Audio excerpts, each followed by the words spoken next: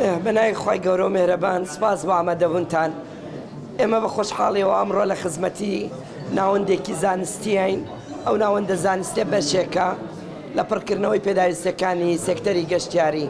بۆیە ئەمڕۆ ئێمە بە ئامادەبوونی ژووری بازرگانیەکانی هەڵەبجە و سلەیمانی لایەنە پەیوەندیدارەکانی کەرتی تایبەت و خوێنکاران و مامۆستایانی ئامادەیە پیشەیەکانی گەشت و گوزار و بەسپاسەوە بۆ ئێوەش وەکو دەستگاکانی ڕاگەاندن. سێکتەری گەشتیاری سپاس بۆ هەموو ئەو لایەنانەی کە بەشدارن لەگەڵمان لە بەرزکردنەوەی ئاستی گەشتیاری و ئاستی گەشتیار و هەم لە ڕووی خزمەت گوزاریەکان. ئەمڕۆ باسمان لەوە کرد ئەو دەرفەتانە چییە کە سێکتەری گەشتیاری دەتوانێت وەکو ڕەگەزێکی گەشتیاری وەکو ڕەهەندێکی ئابووری سیاسی کەلتوری بیباتە پێشەوە و لە هەمان کاتشە ببێتە جێگرەوەی یاخوو ببێتە بەشێک لە پڕکردنەوەی سەرچاوەکانی داهات. بە سپاسەوە بە بەراورد بە 3 ساڵی ڕابردووی ئێمە کە لە کەرتی و گەشت و گوزارە کارەکەین بەو پلانە 8 ساڵی کە ڕامان گەیاندووە ساڵ بە ساڵ بە پێی ئەو ئامارانەی کە ئێمە دەستنیشانمان کردووە ئاستی گەشتیار بەرز بۆتەوە، ئاستی داهاتەکان بەرز بۆتەوە و ڕێژەی ئاماری گەشتیاری ناوخۆیی بیانی زیادی کردووە. هەروەکو بەڵێنماندا کە ساڵ بە ساڵ ئێمە ژمارەی گەشتیار بەرزەکەینەوە و گەشتیاری بیانی و گەشتیاری وڵاتانی عەرەبی زیاد دەکەین کە بە سپاسەوە لە سەدا 25 گەشتیاری ئێستا گەشتیاری بیانین کە لە وڵاتانی ئەوروپا خۆرئاوا ئاسیاوە دێن و هەر ڕۆژانە ئێمە دەبینین گروپێکی زۆر دێ.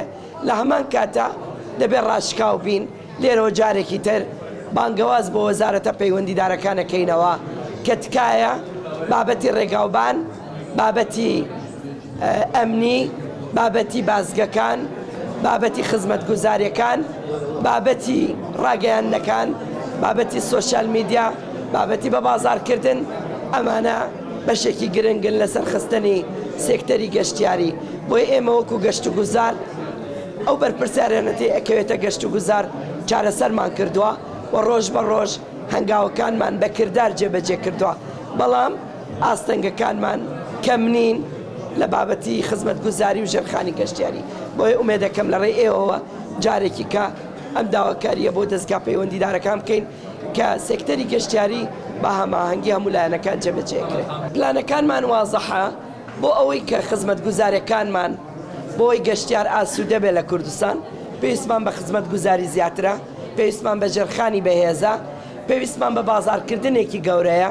دەستگاکانی ڕاگەاندن نابێت تەنها هەواڵی بن، بەڵکو دەوێت میدیایی زۆرترین مارکێتینمان بۆ بکەن، بە بازار بکەن، ناوچە کوردستانەکان هەموو ناوچە گەشتیارەکان زیاتر بناسێنین.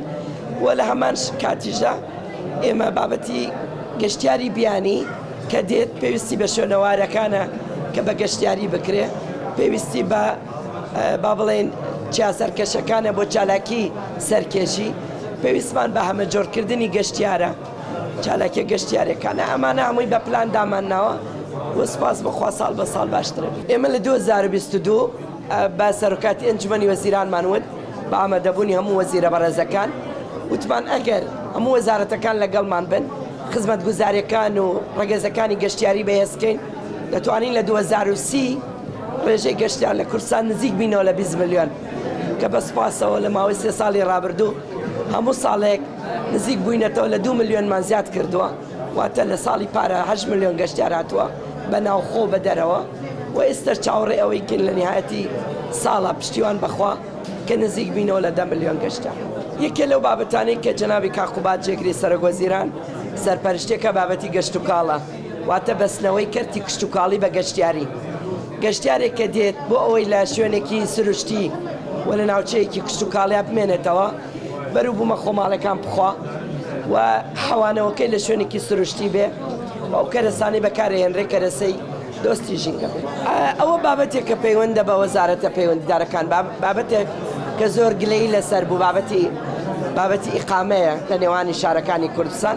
لێرەوە داوا لە وەزارەتی ناوخۆوەکەم کە هاوکارێکی زۆرمانن، بە سپاسەوە ئێستا پۆلیسی گەشتیاری لەلایەن وەزارەتی ناوخۆمە بۆمان دەستەبەرکراوە. بۆی لێرەوە داوا لە وەزارەتی ناوخۆشەکەم بابەتی ئیقامەی نێوان شارەکان کۆتایی پێبێنێ. گەشتیار کە لە دەروازە سنوورەکان لە فڕۆکەخانەکانەوە دێن پێویستە کات یەک جار ئەو مامەڵی لەگەڵا بکرێ نەک لە هەولێر بە جۆرێ لە سلێمانی بە جۆرێک و لە دۆهۆک و شارەکان. پرۆژەی چەقچەق قلیاسان ئێستا لە بواری جێبەجێکردنە کۆمەڵێک چالاکی جیاوازی هەیە و ئینشاءڵڵا لە کۆتایی ساڵە ئاماژەکانە بینکرد.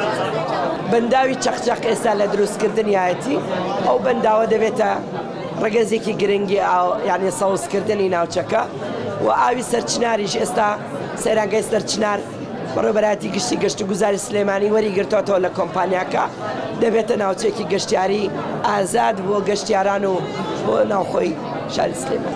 بەسپاسەوە سەرۆکاتی ئەنجومەنی وەزیران لە پانێڵەکەش باسم کرد. ئێمە لە دوایەوەی کە پلانی هەر ساڵیمان پێشکەشکردن بەسپاسەوە پەسەندیان کرد و نووسراوی فەرمی کراوە بۆ هەموو وەزارەتەکان.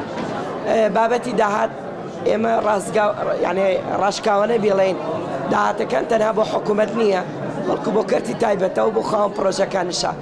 بەپێی ئەو پلانی دامانناوە ئینشاءڵڵا لە ساڵانی داهاتوو گەشت و گوزار دەبێ بە یەکێ لە سەرچاوە گرنگەکان چونکە لە ئەولویەتی کابینەی نوێمی حکوومەتی هەرێمی کوردستان بووە.